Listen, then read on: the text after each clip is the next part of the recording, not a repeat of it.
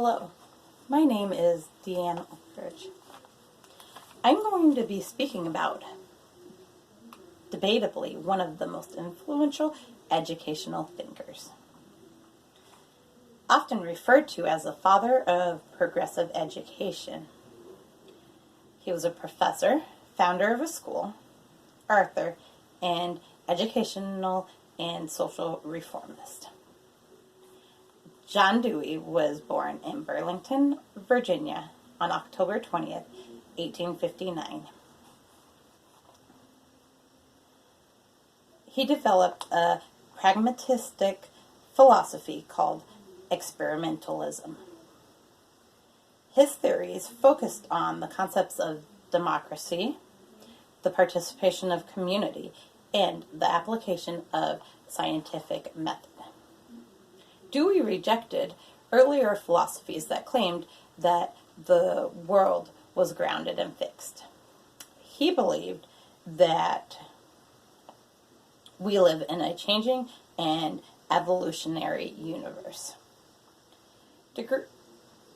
Dewey received a bachelor's degree from the University of Vermont in 1879. He taught at two different high schools before pursuing his PhD at Johns Hopkins University.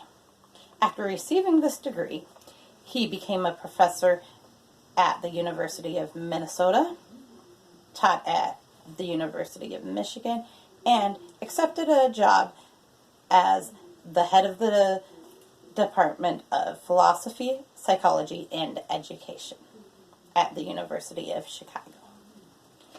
It was here where he developed the laboratory school. This was an experimental school where he tested his theories about education and learning. Originally called the University Primary School, it opened in January 13th, 1896. It enrolled children from the ages of 4 through 14. John Dewey's concept was that the school was to function as a miniature community. Dewey used the activity method, which involved play, construction, nature study, and self-expression, to provide experience in cooperative and mutually useful living. Dewey rejected the traditional curriculum, which was centered around reading, writing, arithmetic, history, and chemistry. Instead, Dewey's curriculum consisted of making and doing, history and geography, and science. Dewey took a hands-on approach to education. He believed that students should be involved in the education process. Due to a dispute with another administrator, Dewey left the laboratory school and the University of Chicago. He accepted a job as the professor of philosophy at Columbia University in New York City. He taught here until he retired in 1930. Along with being a professor, Dewey was a prolific author. He published more than 1,000 works, including essays, articles, and books. His writings covered a broad range of topics, including psychology, philosophy, educational theory, culture, religion, and politics.